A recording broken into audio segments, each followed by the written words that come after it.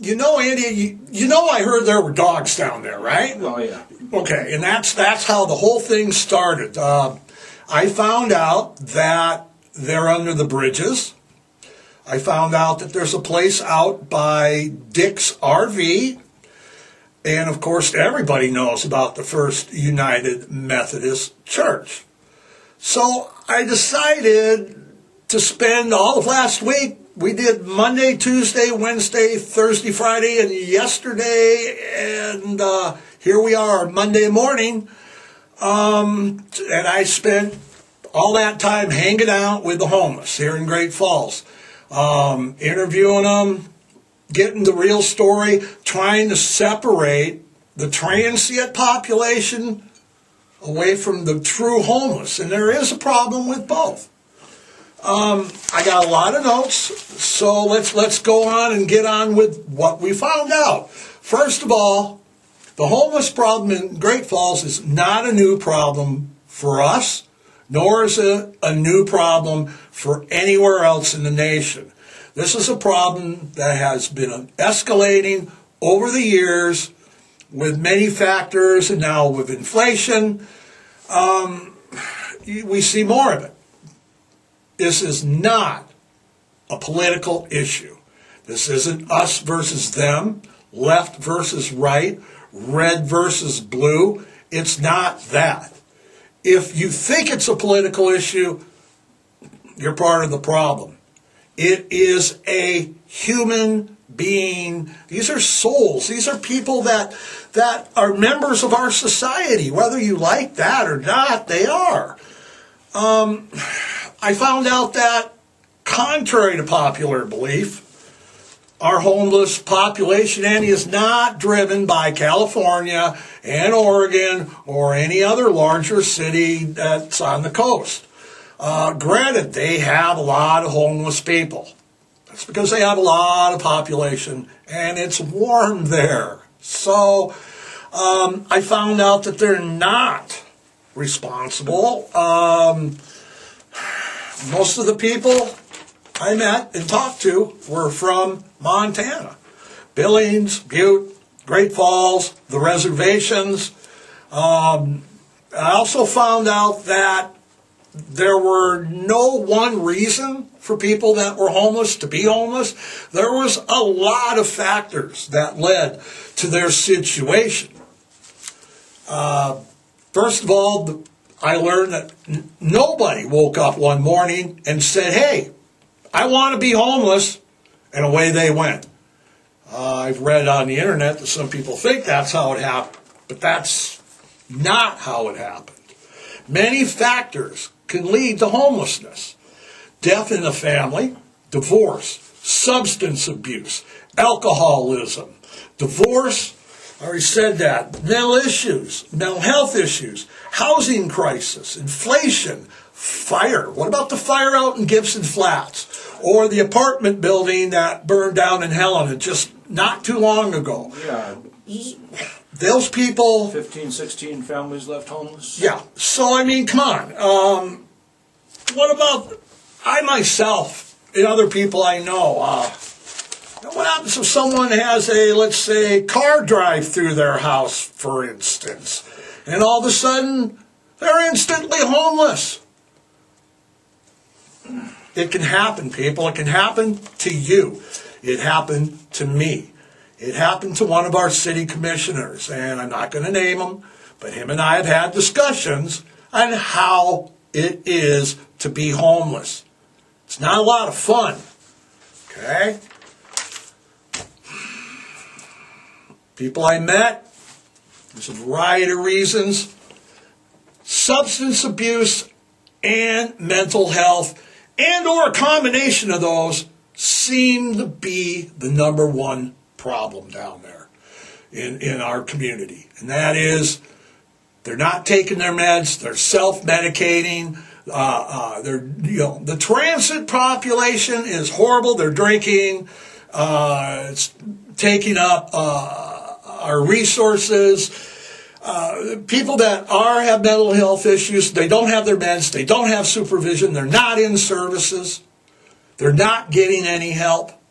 I met veterans, abuse victims, people with hardly any kind of education whatsoever. And for the people who are spouting out that they need to get a job, I met several people who had jobs, but they can't afford the $1,200 first month's, last month's deposit, $5,000-6,000 to move into what should be a $600 unit. But the housing market is so out of control, there's nowhere for these people to live. So they've got jobs. Not all of them, but there are some that down there. Now, as someone that's in recovery, and I'm from a larger metropolitan area. I was raised in the east side of Detroit before I moved to Montana. I went into this with my eyes open. I wasn't going to be buying any BS from anybody that was down there. And I know when I'm being handed a line and when I'm not. So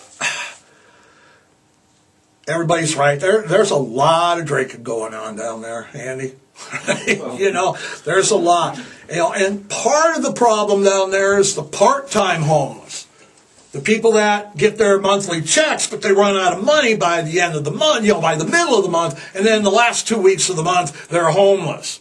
Or the people who have places, and they just hang out there because there's homeless there all the time. It affects local business, local residential areas, local communities, as it does in other communities. Crime is a major problem in Great Falls in general. You read the paper, I read the paper. We shouldn't have to spend the money or the resources to have drive-bys by the church and somewhere else because, you know, we don't like what they're doing. Crime's out of control in Great Falls. People quit blaming our city and expecting the city, the Great Falls, to do something about this. No city, not Missoula, not San Francisco, not my hometown Detroit, not New York, not Great Falls. They are not capable of handling the homeless population. There is no resources. There is no funding. There is no little magic piggy bank fund that has money for the homeless. This is and always has been a societal problem. The city can only do so much. Of course, there's the community development block grants that we've all talked about. They don't really target the homeless. If you've seen where the money goes and who bids on it, it goes to improvements here and there. Don't forget, yearly money is given to, and I'm saying is given, in quotes, through HUD, which is Housing Urban Development. Every nonprofit in Great Falls is trying to get their hands on that money. Neighbor Work gets it, they build a house. Doesn't help the homeless much. So that's the extent of what the city can do. Again, this is a societal problem. I keep hearing, why are they all downtown? Why are they all downtown? And they're at the church. Hey, they're under the bridges too. I don't hear you talking about that. First of all, they're downtown because that's where all the resources are. You have the welfare, state offices, Center for Mental Health, Opportunities Incorporated, Child Support, St. Anne's Cathedral, and the food bank there, and the food kitchen. That's why they're all downtown. It's because there's easy access. That's why they're all downtown in pretty much most cities, is because that's where that kind of stuff is located. If you want them out by the bridge so they don't have any access to any of this, again, you're the problem. I'm not talking about the transient population here. We're talking about homeless.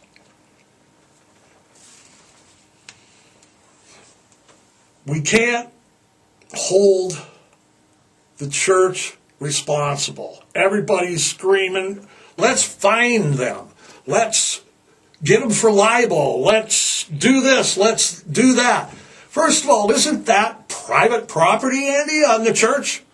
Well, sure, it's their property. Okay, so if we say we don't want that church to have homeless people there because the people don't want them there, what are you going to do when the next church does something else that you don't like? We're going to remove that.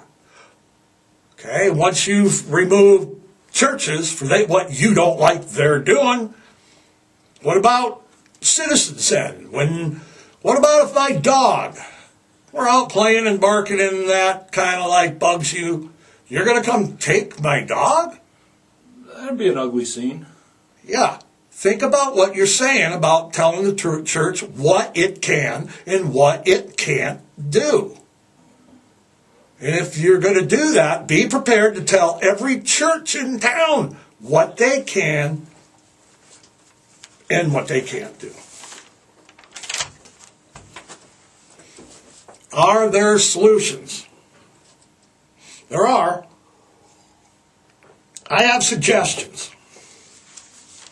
It's obvious to me from spending a week down there that we need better mental health services.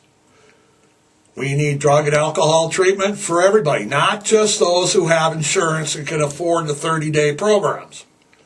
We need affordable housing, and I mean really bad. This 1,200 up, 1,200 down, 1,200 across, and 1,200 sideways, and then 1,200 wherever else they want to put it.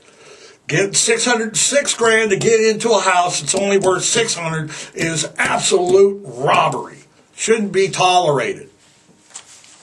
Gas prices, food prices, that's why people are homeless.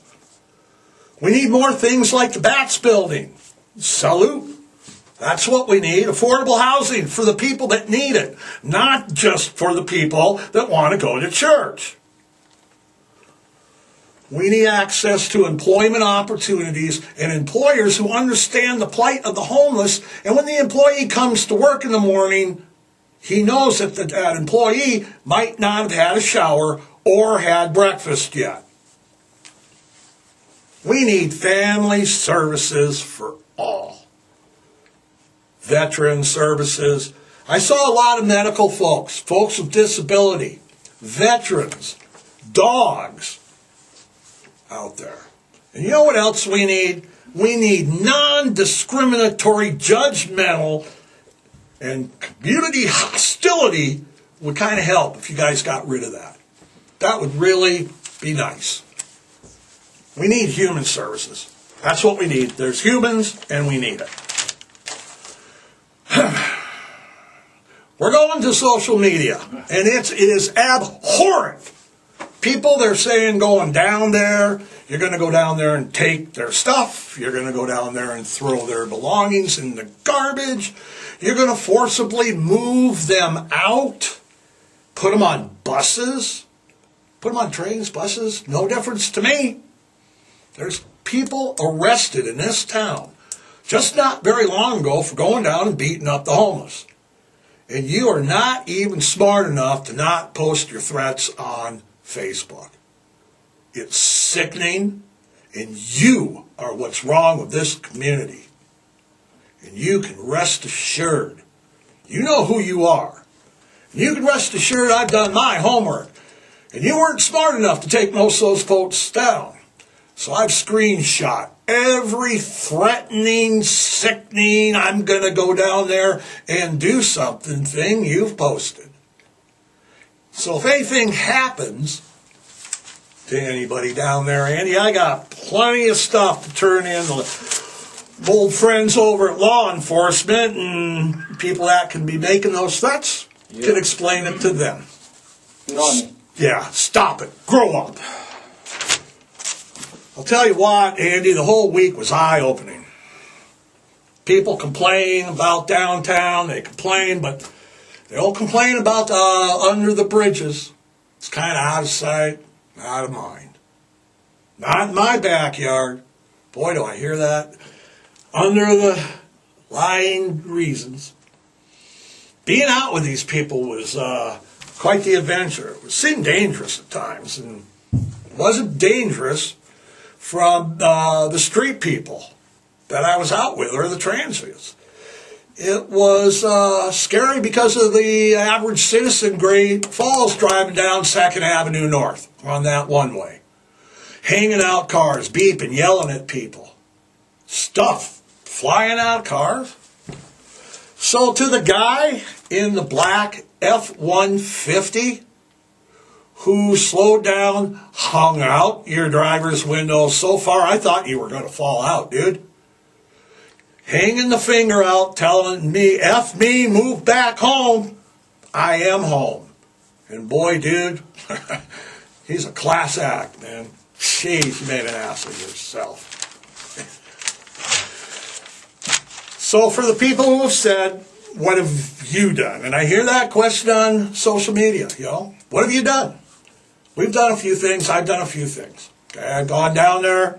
I've helped some people out, turned some people on to folks that I know in human services, fed a couple dogs, see if we can get some dogs some shots, had lunch with a vet. So that's what I've been doing, and I continue to do that. And I think that we'll go down there again in a week and get some footage for everybody.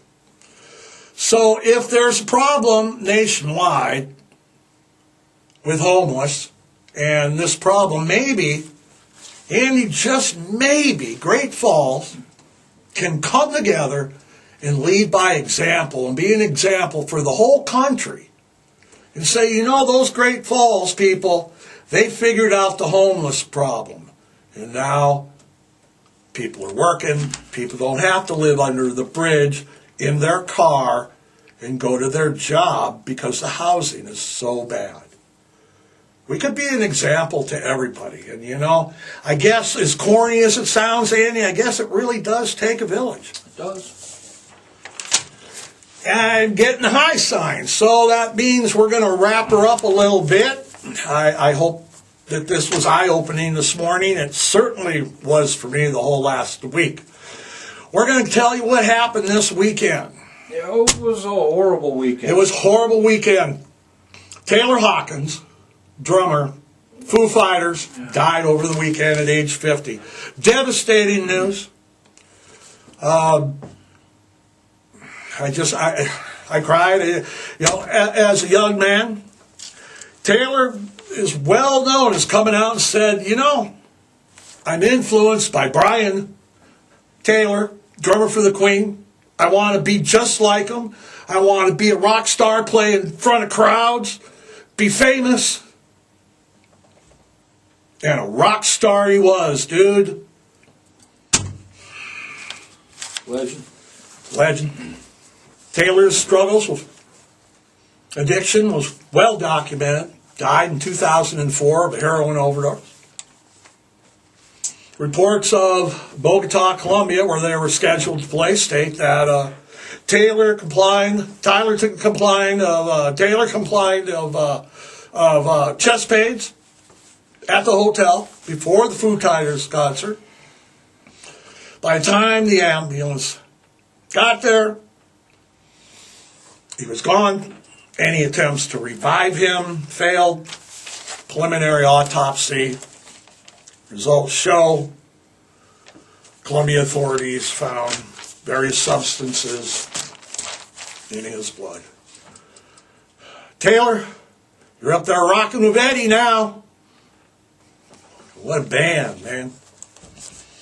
Moving on. While addressing a packed crowd in Warsaw, Poland, while Russia was only shelling 15 miles away from the Polish border, President Biden repeatedly told a huge crowd that Putin is a war criminal, and this man, Putin, cannot remain in power. Of course, there's been some backpedaling on that statement, but hey, Can't say I disagree with him, but that's kind of a drunken statement to make in a bar. Not. He went even on to tell American troops that you will witness the Ukraine's bravery when you're there. Now, if I don't, I played Risk, and that's, if that's declaring, it's stupefied. That's declaring war if I've ever heard it before in my life. I mean, what is else? We got troops. Meanwhile, Putin has been forced to change his whole plan, getting his ass handed to him by the Ukrainians and pretty much the whole West. No longer is the capital the target. They're bogged down. There's troops deserting. There's troops shooting their own generals. He just can't move on. The West is proving too strong. And he's not an idiot. He knows that. He's concentrating on the eastern disputed province of Donetsk. I don't know. Donetsk.